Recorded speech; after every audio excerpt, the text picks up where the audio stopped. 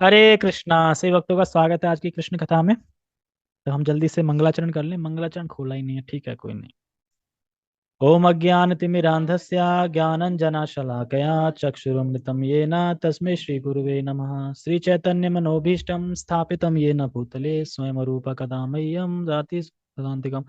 वन्देऽहं श्रीगुरो श्रीयुतापदकमलं श्रीगुरु वैष्णवांश श्रीरूपम साग्रजातम सहगण रघुनाथम वितम तम सजीवन साधुवेतम सावधूतम परिजन सहितम कृष्ण चैतन्य देव श्री राधा कृष्ण पादान सहगण ललिता श्री विशाखांत विशांत। हे कृष्ण करुणा सिंधु दीन बंधु जगतपते गोपेश गोपिका कांता राधा कांता नमस्ते। तप्त कांचन गौरांगी राधे वृंदावनेश्वरी वृषभानुसुते देवी प्रणमामि हरिप्रिये।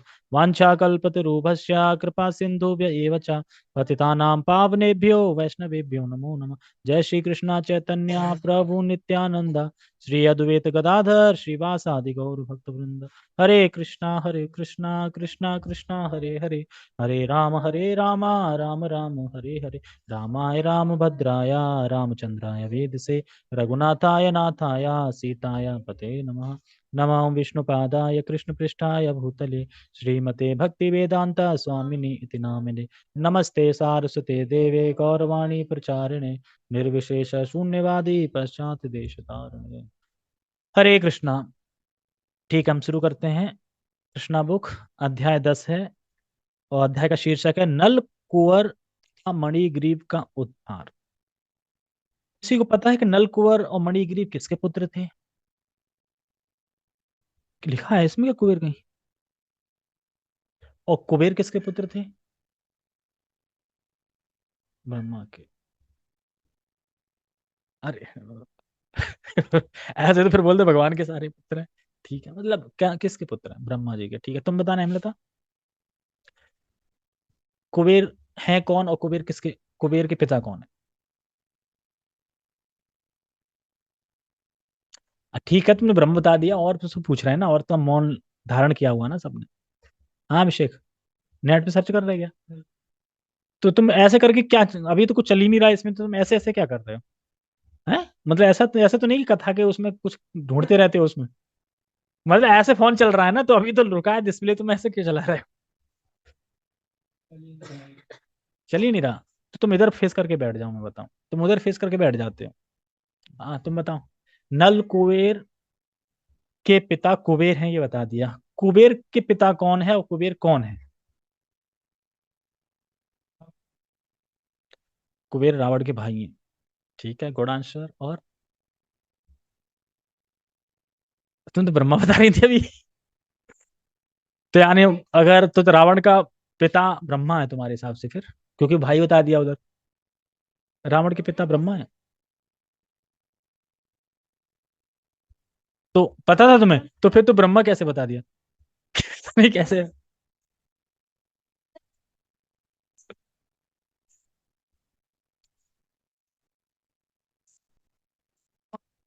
देखो, विभीषण विभीषण और कुबेर दोनों भाई भाई हैं।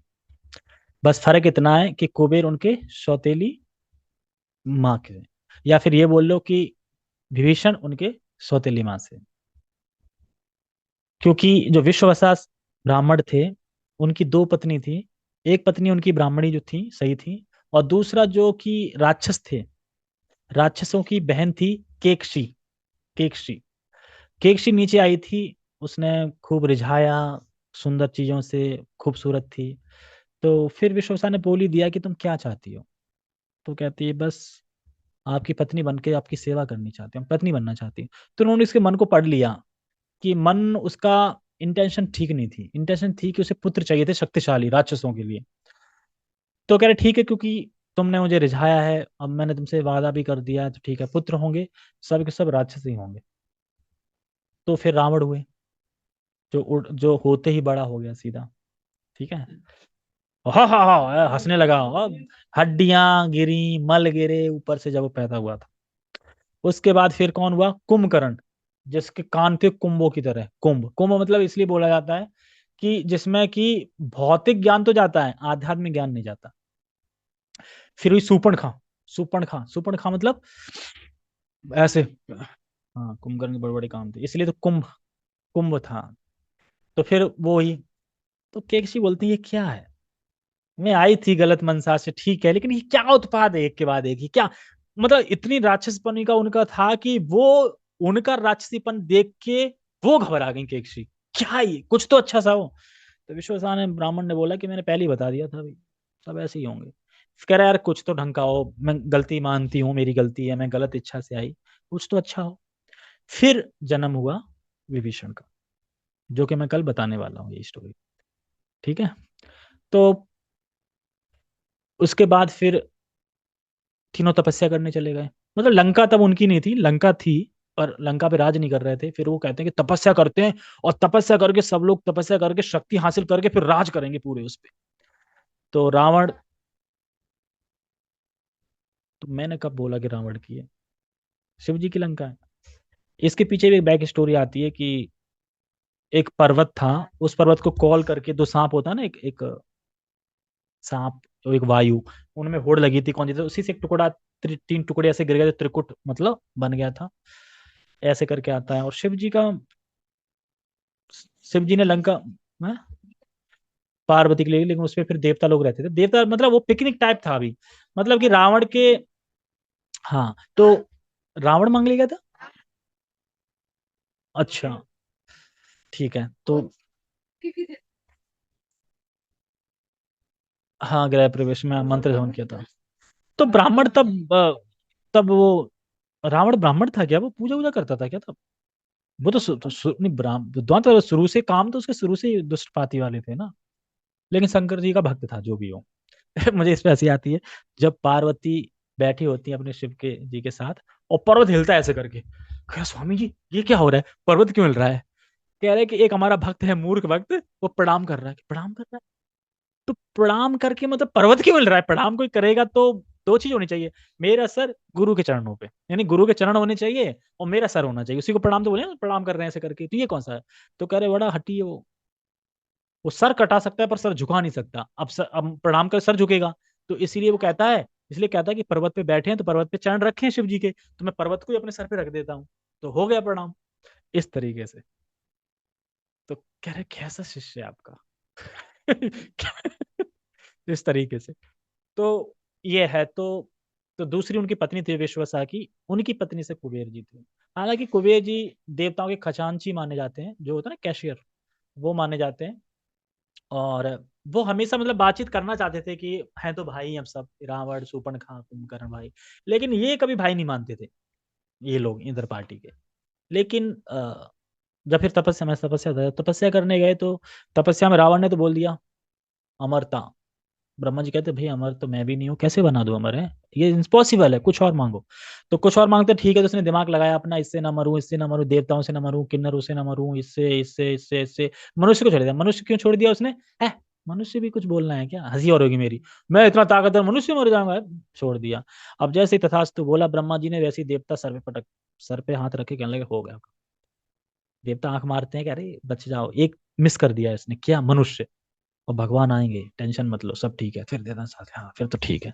फिर उसके बाद कुंभकर्ण ने बोला इंद्रासन, लेकिन सरस्वती देवी ने अपना दिखा के निंद्रासन, और निंद्रासन मांग के ना तथास्तु कर दिया तुरंत, वो तो नींद आने लगी, कहा नींद क्यों आ रही है मुझे, अरे कुछ तो करो, मैं तो इंद्रासन मांगने वाला था, अब तो हो गया, अब क्या नहीं, कुछ तो करो, ठीक है 6 महीने जगोगे, 6 महीने सो गए, और एक वरदान दिया, 6 महीने सोने के बाद तुम जो युद्ध करोगे उसमें विजयी होगे, लेकिन बीच में किसी ने अगर जगा दिया ना, तो वो हार जाओगे तुम।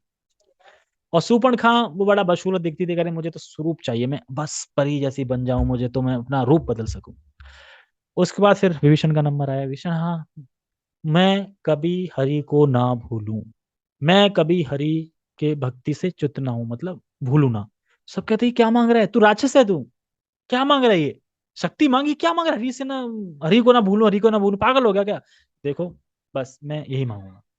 तो शुरू से भक्त थे, मतलब क्यों, क्योंकि ब्राह्मण के वो थे, मतलब कि जैसे बाकी सब तो वो राक्षसनी के इंटेंशन से थे, तो इंटेंशन बहुत जरूरी है, जब हम भक्ति करते हैं तो हमारा इंटेंशन क्या होना चाहिए, उस पर फर्क पड़ता है। ठीक है हम इसको पढ़ते हैं, नहीं तो ये स्टार्ट भी नहीं हो पाएगा आज। नलकुवर तथा मणिग्रीव का उद्धार, मुझे लगता है कि 15 मिनट तो निकल ही जाए, 5 मिनट तो निकल ही जाएंगे इसमें जन्म में। कल जो प्रेजेंटेशन दिखानी है, राहुल प्रभु पूछ रहे थे प्रिंस ने बना ली पीपीटी, मैंने बना ली जैसी बनी वैसी यूट्यूब से देख दाख के। मैंने पहले सीखा था, मुझे आता था, मैं भूल गया था, बहुत दिनों से काम नहीं किया था पीपीटी तो पावर पॉइंट पे। तो आज देखो भगवान की सेवा में लग रहा है ना पावर पॉइंट भी। नल कुंवर तथा मणिग्रीव का उद्धार। यहाँ पर नल कुंवर तथा मणिग्रीव के शापित होने और नारद ऋषि की परम इच्छा से उनके कृष्ण द्वारा उद्धार की कथा का वर्णन किया जा गया है। नलकुवर तथा मणिग्रीव नामक दोनों महान देवता भगवान शिव के परम भक्त एवं देवताओं के कोषपाल कुबेर के पुत्र थे। भगवान शिव की कृपा से कुबेर के भौतिक ऐश्वर्य का व्यापार, सॉरी, भौतिक ऐश्वर्य का वारा पार न था। कहाँ क्या लिखा उसमें? अच्छा, इसमें वारा पार लिखा है, सॉरी, ऐश्वर्य का पारावार पारावार न था। जिस तरह धनी व्यक्ति के पुत्र प्राय मदिरा तथा कामिनियों के प्रति आसक्त हो जाते हैं, उसी तरह कुबेर की ये दोनों पुत्र भी मदिरा तथा मैथुन के शिकार थे। एक बार ये दोनों सुखोपभोग की इच्छा से मंदकिनी गंगा के तट पर स्थित कैलाश प्रांत में भगवान शिव के उद्यान में प्रविष्ट हुए। वहां मदिरा पान करके उस सुगंधी पुष्पों वाले उद्यान में वे साथ में गई हुई सुंदरियों का मधुर संगीत सुनने में लीन हो गए। अब मदिरा पान यहाँ लिखा आता है, तो मदिरा पान क्या यही होता है जो यहाँ है? वो यहाँ का वहां का मदिरा पान अलग होता है, ये तो मदिरा पान है, ये तो सड़े हुए वो पी रहे हो। लेकिन लोगों के लिए अमृत है, कड़वा लगता है। कड़वा 2 घूंट लगेगा, उसके बाद बताते हैं लोग जो पीते हैं वो बताते हैं कि उसके बाद तो पता ही नहीं चलेगा कि कैसा लग रहा है। तो फिर जाओ स्वर्ग, वहां पियो, वहां पियो ना, वहां पे जो मिलेगा ना सुरा, वो है। ठीक है, वहां मदिरापान करके ठीक है लीन हो गए। उसी मत अवस्था में वे ही दोनों कमल पुष्पों से युक्त गंगा के जल में घुसकर युवतियों के साथ इस तरह आनंद लूटने लगे जैसे हाथी जल के भीतर हथनियों के साथ करता है। जब वे इस प्रकार जल क्रीड़ा का आनंद लूट रहे थे तो उधर से सहसा नारद मुनि का आगमन हुआ। नारद मुनि क्या भक्त हैं, कहीं भी जा सकते हैं। चलो यार वैकुंठ चलते हैं, चलो अब बताओ, चलो पृथ्वी लोक पे चलते हैं, चलो चलो आज स्वर्ग चलते हैं। सोच के देखो ना कितना आनंद आएगा, अगर ऐसा हो जाए तो वैकुंठ चलते हैं, तुरंत पहुंच जाएंगे वैकुंठ। हम तो यहाँ से अगर ये सोचो यूएस से चलते हैं, वो भी नहीं जाएंगे, यूएस से स्वर्ग की तरह है, हम वहां भी नहीं चलेंगे, मतलब ऐसा लगता है पर है नहीं। वहां भी नहीं जा सकते, वहां तो छोड़ो, अभी हम दिल्ली से बाहर भी जाने को सोचना पड़ता है, वृंदावन जाने के लिए सोचना पड़ता है। लेकिन नारद मुनि तो कहीं भी तुरंत फ्लैट में फ्लैट बुकिंग रहती थी हमेशा उनकी। वे समझ गए कि नलकुबर तथा मणिग्रीव दोनों देवता इतने मधुमत हैं कि वे दोनों उन्हें आते भी न देख पाए। युवतियां देवताओं जितनी मधुमंत न थी और वे नग्न होने के कारण नारद मुनि की समझ परम लज्जित हुई और जल्दी में अपना अपना शरीर ढकने लगी। कुबेर के दोनों देवपुत्र इतने मदांध थे कि उन्होंने नारद की उपस्थिति की परवाह न की, अतः वे अपने शरीरों को आच्छादित नहीं कर पाए। जब नारद ने देखा कि ये दोनों मदिरा के कारण इतने पतित हो गए हैं, तो उनके कल्याण की इच्छा से उन्होंने उन्हें शाप देकर अपनी अहेतु की कृपा प्रदर्शित की। देखो यहाँ पे हम सीख सकते हैं जो भक्त होते हैं, ये अगर क्रोध भी करेंगे ना तो उसमें भी तुम्हारा कल्याण ही होगा। इसी तरह हमारे जो आध्यात्मिक गुरु होते हैं, अगर आध्यात्मिक गुरु कभी अगर हमें कभी डांट रहे हैं, फटकार रहे हैं, क्रोध कर रहे हैं, तो वो हमारे कल्याण के लिए, हमारे भलाई के लिए होता है। कभी भी नहीं सुने अरे गुरु ने ना सबके सामने मेरी क्लास ले ली, मुझे डांट दिया। वो डांटना आपके कल्याण के लिए था, इसलिए डांटा, ये चीज हमें समझनी चाहिए। इसीलिए जो भगवान के भक्त होते हैं वो हर चीज में मतलब सामने वाले का उसमें हित ही होगा। हमें लगेगा कि हित नहीं है, हमें लगेगा अरे यार तो पेड़ बना दिया, लेकिन सोच के देखो जो ऋषि लाखों लाखों करोड़ों करोड़ों वर्षों से भगवान को प्राप्त नहीं कर पा रहे हैं, और ये खाली थोड़े से मतलब पेड़ बन गए, उसका उद्धार तो होना है ना। मान लो अगर तुम्हें ये बोल दिया जाए कि ठीक है तुम्हें भगवान प्राप्त होंगे, लेकिन तुम्हें 100 साल बाद होंगे और तुम्हें ये बनना पड़ेगा, तो बन जाए खुशी खुशी। लेकिन ये तो माइंड में रहेगा 100 साल बाद तो भगवान मिलने वाले हैं ना, इससे अच्छी क्या चीज हो सकती है? तो उस खुशी के आगे ये दुख तो कुछ भी नहीं है, है ना। लेकिन मैं बता रहा हूँ करेंगे नहीं हम, क्योंकि अभी हम बहुत एक बद्ध जीव हैं। अभी तो अगर वैकुंठ से भगवान भी इधर से आ जाए ना, यहीं से हवा से एकदम, नहीं जाएंगे अभी। अरे नहीं, अभी तो अभिषेक की शादी करनी है, अभी कैसे जा सकते? अभिषेक अभी कहाँ, अभी तो मैं लैपटॉप लिया है नया, अभी तो मैं सीखा भी नहीं हूँ कुछ उसमें, अभी थोड़ी जा सकता हूँ। हेमलता अभी तो बिल्कुल नहीं, अभी तो ब्लू ब्लू कलर का आया है कुछ, वो कैसे छोड़ सकती हूँ, अभी तो नहीं, कुछ दिन तो चलाने दो। तो कहने का तात्पर्य यह है कि अभी हम बद्ध जीव हैं और भोग आसक्ति में लगे हुए हैं, हम नहीं छोड़ सकते। कहाँ चौथा वाले बैठे नहीं, कोई सामने तुम ही लोग बैठे हो। हाँ ठीक है, एप्पल नहीं, कोई एंड्रॉयड फोन मान लो। कथा में वैसे एंड्रॉयड फोन को नहीं लाना चाहिए। ठीक है, तो समझ में आया क्या मैं बता रहा था? हाँ, कि दयालु होते हैं। अहेतु की कृपा, अहेतु की कृपा का मतलब क्या है? थोड़ा शब्द को समझो। अहेतु की कृपा प्रदर्शित की किन्होंने? नारद जी ने, उनके प्रति। कोई मतलब नहीं था उनका, क्या हो रहा था? मतलब कि नारद जी का क्या था? मरते रहते, छोड़ो जाने दो, या श्राप दे के भी चले जाते। क्या पड़ी थी कि उन्हें ये श्राप देगा, हाँ भगवान आएंगे, आप उद्धार करेंगे। इसी को बोलते हैं अहेतु की कृपा। तो भगवान हम सभी जीवों पे अहेतु की कृपा ही कर रहे हैं। इसीलिए हमें भी भगवान की भक्ति अहेतु की भाव में ही करनी चाहिए, बिना हेतु के। भगवान देखो, मैंने गुलाब जामुन बनाए हैं, तो इसके बदले कुछ तो मिलना चाहिए। बनाए किसी ने? अच्छा ये बताओ, अभी कौन कौन ऐसा कुछ कोटि का भक्त है जो वस्तु को देख के भगवान की याद आती है? भगवान की चीज है कि भगवान की याद आती है। जैसे अगर तुमने किसी दुकान पे गुलाब जामुन देखा पैकेट, और सोचा ये गुलाब जामुन बनाऊंगा भगवान को खिलाऊंगा, ऐसा आता है या ये आता? तुमने बात ऑफर, तो तुमने सही तुमने है। फोन को ऑफर किया भगवान को पहले? देखते ना, तो भाई डाल देते हैं। क्या? कौन भाई? क्या डाले थे? फिल्म डाल देते, नहीं बनेगा तो बनेगा। हाँ, भूल जाते हैं कपड़ा नहीं, मैंने फोन का पूछा। ना। हाँ हाँ, कपड़ा भी वैसे। और मतलब ये कुछ कुछ भक्त तो मेडिसिन भी ऑफर करते हैं, जबकि करनी, मतलब कर भी सकते नहीं भी, लेकिन है। रखो मत बोल। आप पहनो। बोल। हाँ हाँ, बोल सकते हैं, रख नहीं सकते और बोल तो सकते हैं। क्यों, भगवान चप्पल नहीं पहनते क्या? राम की पादुका नहीं देखी है? लेकिन हम उनके सामने नहीं रख सकते अपनी पादुका, हमारी तुच्छ पादुका है। हाँ, तो उनके लिए पादुका ला सकते हैं, सोने की चांदी की बनवा के उन्हें पहना सकते हैं, छोटी, कोई इशू नहीं है उससे। लाएंगे लाएंगे।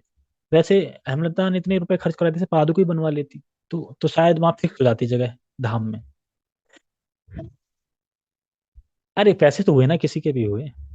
ठीक है। क्योंकि क्योंकि ऋषि उन पर दयालु थे, इसलिए अहेतु की प्रदर्शित, अहेतु की मतलब की कृपा कर रहे थे। अतः वे चाहते थे कि इनका मदिरा पान तथा तरुणियों की संगति का मिथ्या सुख छूट जाए। मिथ्या सुख का मतलब क्या है? झूठा सुख। और वे कृष्ण का साक्षात दर्शन प्राप्त कर सके। अतः उन्होंने शाप देने की सोची। उन्होंने कहा कि भौतिक सुख के प्रति आकर्षण का कारण रजोगुण की वृद्धि है। तो याद रखना कि जब भी हमारी इच्छाएं बढ़ती हैं तो ये रजोगुण के कारण होता है। उस व्यक्ति की कमी नहीं है, ये समझ लो कि वो व्यक्ति रजोगुण के कारण ऐसा कर रहा है, यानी रजोगुण का प्रधानता है उसमें, इसलिए ऐसा कर रहा है। भौतिक जगत में जब मनुष्य को धन तथा वैभव का लाभ होता है तो उसे सामान्य रूप से तीन वस्तुओं की लत पड़ जाती है। याद रखना कि जब धन बढ़ता है ना, तीन वस्तुओं की लत पड़ती। कौन कौन सी? नशा, मैथुन तथा धूत क्रीड़ा। नशा करना चाहता है, सिगरेट पीना चाहता है, धूत कीड़ा, जुआ हुआ, गैमलिंग गैमलिंग, ये मैथुन, नशा वशा, ये सब चीजें। ऐश्वर्यवान मनुष्य संपत्ति एकत्रित हो जाने के कारण गर्वित हो उठने से इतने निर्दय हो जाते हैं कि वे कसाई घर खोल खोल कर पशुओं की हत्या करते हैं, और यह सोचते हैं कि उनकी मृत्यु कभी नहीं होगी। कुछ लोग हैं ना कि जो संपत्ति इकट्ठा करने के लिए इतना निर्दय हो जाते हैं, मतलब कि दया नाम की चीज नहीं रहती, कि कौन सा कारोबार खोल लेते हैं, ये वाला, पशुओं को वध करो, हत्या करो, उससे कसाई घर चलाते हैं। और क्या सोचते हैं कि मैं तो, मेरी मृत्यु तो कभी होगी नहीं, हम इनको तो मारना है पर मेरी मृत्यु कभी नहीं होगी। ऐसे मूर्ख व्यक्ति प्राकृतिक नियमों को भूलकर देह वासना में लिप्त हो जाते हैं। वे भूल जाते हैं कि भौतिक शरीर चाहे मनुष्य सभ्यता में उत्पन्न उन्नत होकर देवताओं के पद को भी क्यों न प्राप्त हो जाए, अंत में जलकर राख हो जाएगा। और जब तक कोई जीवित रहता है, तब तक शरीर की बाह्य दशा चाहे जैसी हो, भीतर केवल मल मूत्र तथा विविध प्रकार के कीड़े भरे रहते हैं। अगर किसी इंसान के शरीर की स्किन हटा के दिखा दिया जाए तो कोई देखेगा भी नहीं। जैसे कि मैं एक, इसको मैं कल पढ़ूंगा, बस एक छोटी सी बात बता के। वैसे भी है ही कौन, जूम पे तो कोई है नहीं। आ, कि हमारी आंखें किस लिए बनी है?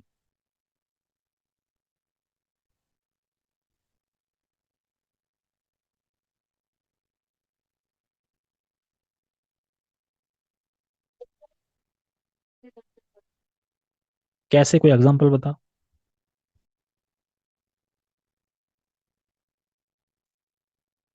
अमरीश महाराज ने तो अपनी आंखों को भगवान के दर्शन में लगा दिया था, लेकिन एक प्रैक्टिकल किसी को अगर देना हो इस संसार से जुड़ा हुआ एग्जाम्पल, जिससे वो समझ जाए कि हाँ यार ये बात तो है, क्योंकि अमरीश महाराज की अभी कैटेगरी पे तो है नहीं हम, कोई ऐसा एग्जाम्पल प्रभु जी ने अपनी क्लास में एग्जाम्पल, सटीक एग्जाम्पल दिया जिससे हम समझ जाएंगे। अगर आप अपनी आंखों से कोई ऐसा दृश्य देख लो कि एक इंसान हो, वो रोड पे गिर गया और ट्रक का पहिया उसके ऊपर चढ़ गया, पिचक गया उसका चेहरा, तो तुम्हें कैसा लगेगा? नहीं देखोगे, मन कैसा हो जाएगा कुछ देर के लिए, कुछ देर के लिए घर में भी जाओगे वो। लेकिन क्या कभी भगवान के दर्शन करते हो ऐसा है, अरे क्या देख लिया, आया कभी ऐसा? तो समझ में आया कि किस लिए बनी है। भगवान के दर्शन करने पे कभी कोई ऐसा, अरे क्या दिखा दिया तुमने। और भौतिक चीज में कुछ दिखा दो, एक्सीडेंट या किसी की गर्दन कट रही हो दिखा दो, तो विचलित हो जाएगा, मतलब बार बार टेंशन होने लगेगी, मतलब मन खराब हो जाएगा उसका। क्यों? क्योंकि आंखें वो देखने के लिए नहीं बनी है, आंख भगवान को देखने के लिए बनी।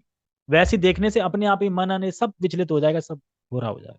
तो रोज अपने क्लास में बता रहे थे, मुझे बहुत अच्छा लगा। किसी को सम बता सकते, अगर कोई बोले आंखें क्यों बनी, किस लिए।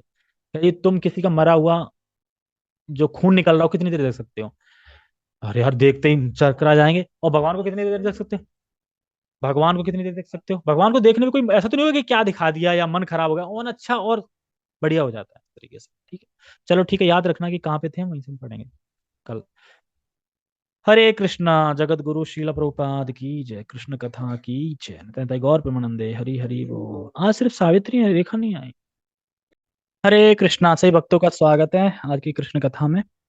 हम मंगलाचरण करते हैं।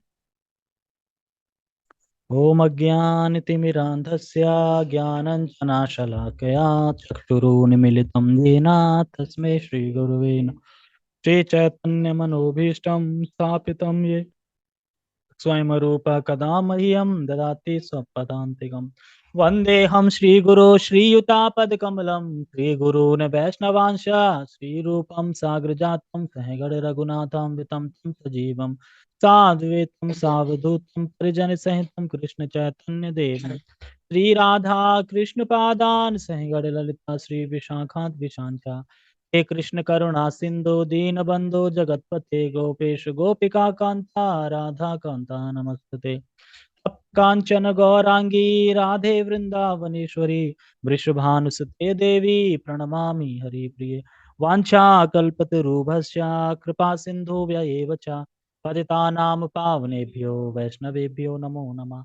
जय श्री कृष्ण चैतन्य प्रभु नित्यानंद, श्री अद्वैत गदाधर श्रीवासादि गौर भक्त वृंद। हरे कृष्णा कृष्णा कृष्णा हरे हरे, हरे राम राम राम हरे हरे। रामाय रामभद्राय रामचंद्राय वेदसे, रघुनाथाय नाथाय सीताया पते नमः। नमः विष्णुपादाय कृष्णपृष्ठाय भूतले श्रीमते भक्तिवेदांता स्वामिनि इति नामिने।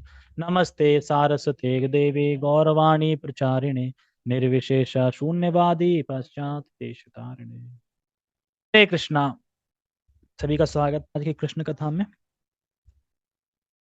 हाँ वो खोल नहीं रखा था इसलिए नहीं देखा। यानी देख रहे हो तो क्या दिखाया जा रहा है क्या नहीं है। ठीक है, सबको दिखाई दे रहा है। देखिए हम कल चर्चा कर रहे थे कि जो भक्त होते हैं वो बहुत दयालु होते हैं, और अगर वह किसी पे मतलब क्रोधित भी होते हैं या किसी को श्राप भी देते हैं तो उसमें भी क्या लिखा होता है, क्या होता है? मतलब किसी पे क्रोध कर रहे हैं, किसी को श्राप दे रहे हैं, तो उसपे भी कृपा होती है, उसका उद्धार छुपा हुआ होता है। जैसे कि वो थोड़ा अलग है, अगर वो मैटर आएगा तो मैं बताऊंगा, क्योंकि वो दान के ऊपर है और हमारा भी चल रहा है दया के ऊपर। हाँ तो दया से मुझे याद आया विभीषण का कैरेक्टर, कि विभीषण जी जो थे उनके अंदर इतनी दया थी कि उनका भाई कितना क्रूर था, दूसरे की पत्नी को उठा लाया, फिर भी वो उससे प्रेम करते थे और समझाते रहे वापिस कर दो वापिस कर दो वापिस कर दो, परम भगवान है। क्यों? चिंता थी ना भाई की, अगर वापिस कर देंगे तो बचे रहोगे, वापिस नहीं करोगे बचोगे, वो परम भगवान है, भक्त हैं विभीषण। और जब रावण का पूरा खानदान या पूरा मान लो कुल जब नष्ट हो जाता है सब, मतलब कुल मतलब पूरा नहीं, पत्नियां नहीं गई, मतलब लेडीज नहीं, ओनली जेंट्स जेंट्स। तो उसके बाद श्री राम जी कहते हैं कि अंतिम संस्कार जो भी संपन्न होता है, जो भी क्रियाक्रम जो भी होता है, वो संपन्न करो, कि ताकि इनका उद्धार हो जाए, नरक में ना जाए, क्योंकि नरक में जाने वाले थे। तो तुरंत ये भी बोल सकता है, अरे वो मेरा भाई खड़ूस था, इतनी बार बोला मैंने, हाँ मरने दो, जाने दो नरक में, ऐसा बोल सकते थे, लेकिन ऐसा नहीं बोला, तुरंत वो कार्य किया। श्री राम का आदेश भी था, उनका भी इच्छा थी। तो एक भक्त के अंदर ये दया होती ही है। और भक्त के लक्षण जैसे भगवत गीता में हम पढ़ रहे थे, असक्त बुद्धि सर्वत्र, जितात्मा, विगत स्पृहा, और ज्ञान निष्ठा, ऐसे करके श्लोक है।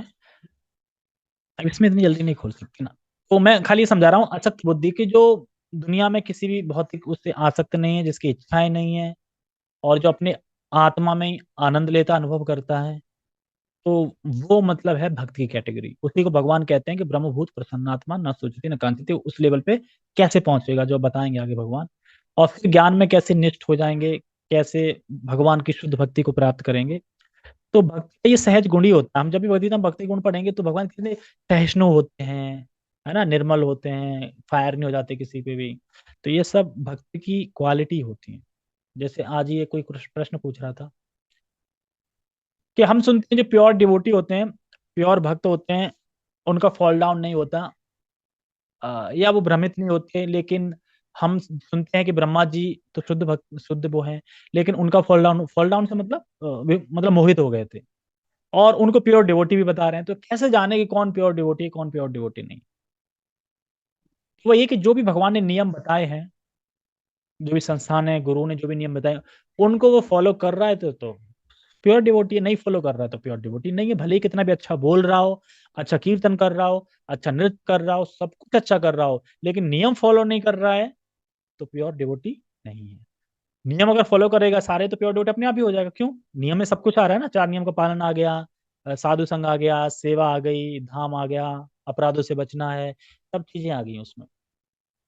और एक गुरु महाराज से किसी ने प्रश्न पूछा था, बड़ा अच्छा था। गुरु महाराज से, गुरु महाराज प्रणाम, हमारे अंदर कितनी आत्मा होती हैं, प्रश्न है। तो तो गुरु महाराज बोलते हैं एक।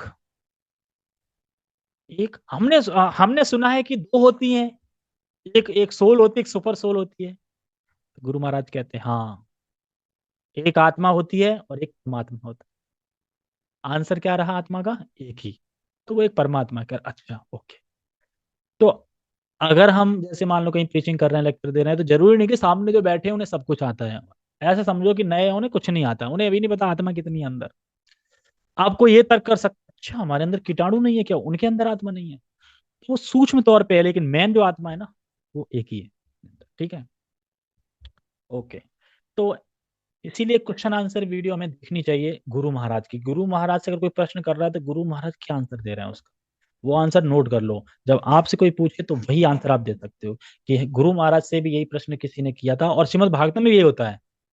सुखदेव परीक्षित महाराज पूछते हैं, सुखदेव महाराज कहते हैं, यही वहां पे उन राजा ने पूछा था उनसे, वो मैं आपको बता रहा हूँ।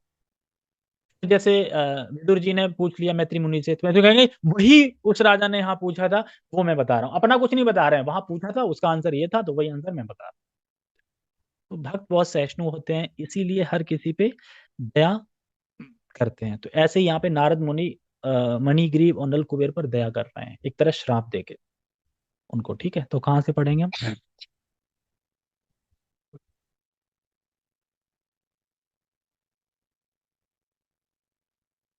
ठीक है, हम यहाँ से पढ़ लेते हैं। और जब कोई जीवित रहता है तब तक शरीर बाह्य दशा से चाहे कैसा भी हो, भीतर केवल मल मूत्र तथा विविध प्रकार के कीड़े भरे रहते हैं, पढ़ लिया था हमने। इस प्रकार अन्य जीवों के साथ ईर्ष्या तथा हिंसा में प्रवृत्त रहकर भौतिकतावादी कभी जीवन के चरम लक्ष्य को नहीं समझ पाता, और जीवन लक्ष्य को जाने बिना अगले जन्म में नरक की ओर बढ़ता जाता है।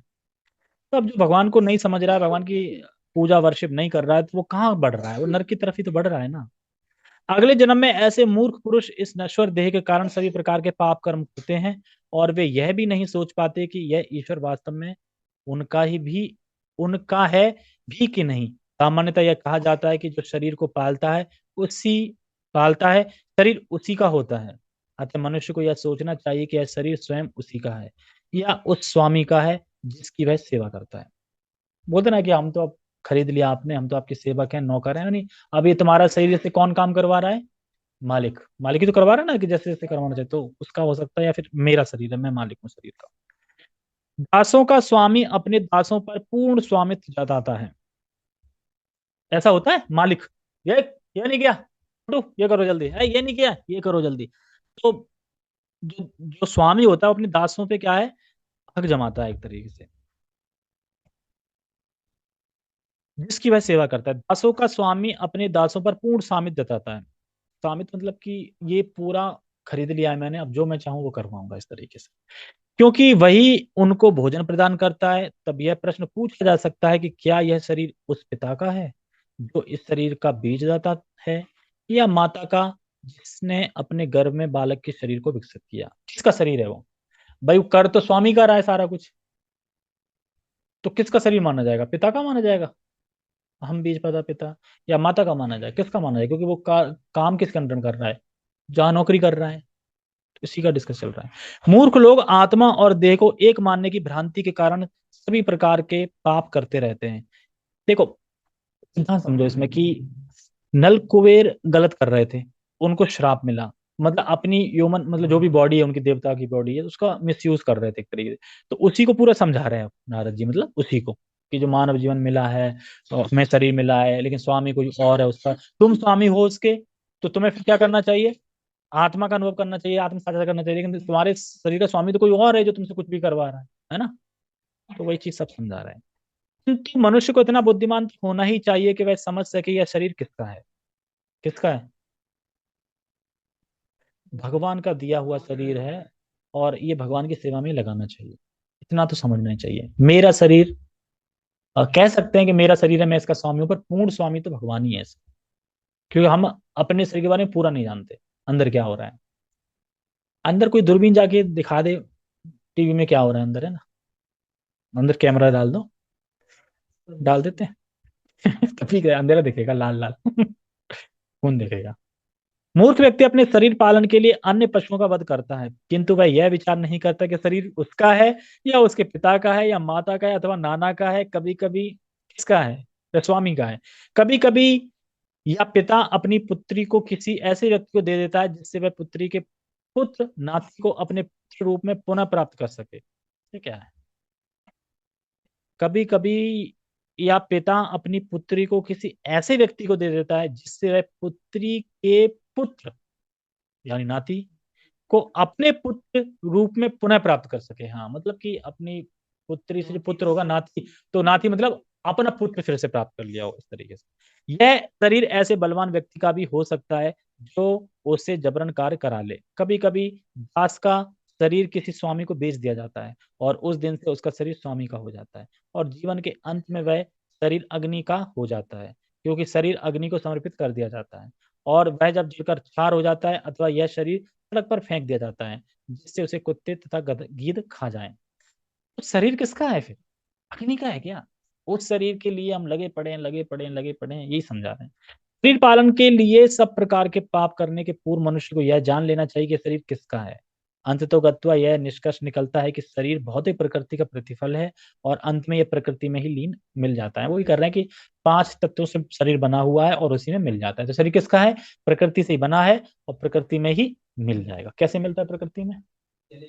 अग्नि पृथ्वी जल अग्नि, पृथ्वी जल अग्नि वायु से बना है, इसी में मिलता है। अग्नि मिल गया, तो वायु मिल गया। हाँ, और बाकी राख वाख वो मिट्टी में, वो तो पृथ्वी में हो गई। इस तरीके, तो इस तरीके से जो जो जिसके एलिमेंट थे वो उसमें समा जाते हैं, तो वही का वही है। और कोई कोई तो कीड़े को दे देते हैं, कीड़े से फिर, कीड़े से मल बन के निकल जाता है, और फिर उसे कोई और खा लेता होगा। और नहीं खाता होगा तो वो मिट्टी में मिल जाता है ना एक तरीके से, तो मिट्टी में मिलना है एक तरह। गाड़ देते हैं वो भी मिट्टी में मिल जाता है, कीड़े खा जाते हैं अंदर। अब सोच के देखो अंदर कीड़े कहाँ से आ जाते हैं।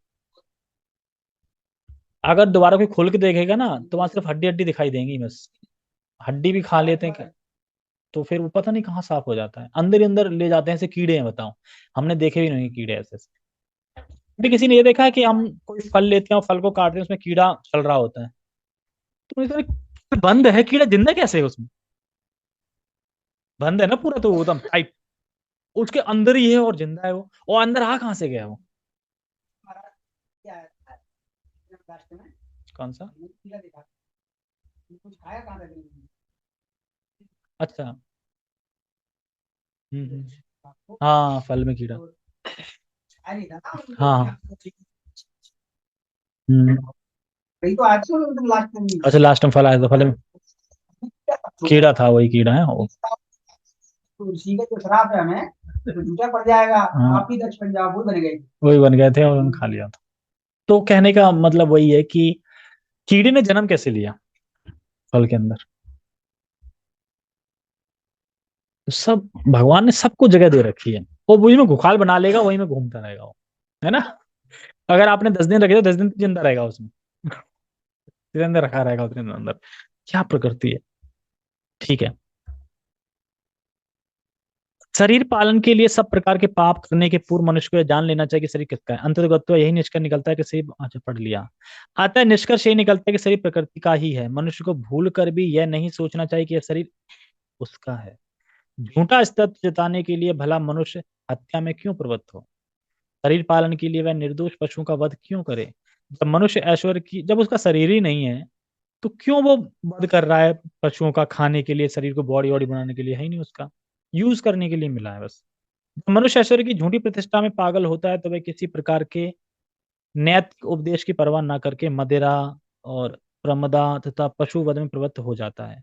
ऐसी स्थिति में गरीबी का मारा पुरुष ज्यादा अच्छा होता है, क्योंकि गरीब व्यक्ति अपने आप को अन्य जीवों के परिप्रेक्ष्य में सोचता है। एक गरीब व्यक्ति प्राय अन्य जीवों को हानि नहीं पहुंचाना चाहता, क्योंकि वह सरलता से समझ सकता है कि जब उसे कोई घाव पहुंचता है तो उसे पीड़ा होती। गरीब व्यक्ति दुखी होता है ना। अतः नारद ऋषि ने सोचा कि क्योंकि नलकुबर तथा मणिग्रीव नामक दोनों देवता झूठी प्रतिष्ठा से अंधे हैं, अतः उन्हें ऐश्वर्यहीन अवस्था में रख दिया जाए। जिस तरीके से हम ये झूठे अस्तित्व में है कि शरीर हमारा है, उसी तरह देवता झूठे उसमें किसमें हो गए थे? प्रतिष्ठा में अंधे हो गए थे, झूठी प्रतिष्ठा। अरे हम तो कुबेर के पुत्र हैं, अब कौन लगेगा हमसे, हाँ? इस तरीके से रख दिया जाए। जातन लोगे साइये तन जाने, क्या है? जातन लागे सोई न जाने। ठीक है। एक बुद्धिमान गरीबी की हालत में रहकर कभी नहीं चाहता कि अन्य कोई इस अवस्था को प्राप्त हो। सामान्य रूप में यह देखा जाता है कि जो गरीब से उठकर धनी बनता है वह जीवन के अंत में कोई ना कोई दातव्य दातव्य संस्था बना जाता है, जिससे अन्य गरीब लोग लाभान्वित हो सके, क्योंकि वो गरीब है, जानता है गरीबी, देखिए अब पैसे वाला हो गया तो वो कुछ ऐसा बना के जाएगा जिससे गरीबों का भला हो, इसलिए लोग जाते हैं। संक्षेप में एक दयावान व्यक्ति अन्यों के सुख तथा दुख के प्रति सहानुभूति रखता है। गरीब व्यक्ति गर्व से बहुत कम ही फूलता है, प्राय वह सारे उन्माद से रहित होता है। ईश्वर की कृपा से उसे जो कुछ भी अपने निर्वाह के लिए मिल जाता है उसी से वह संतुष्ट रहता है। कितना है आगे देखना और।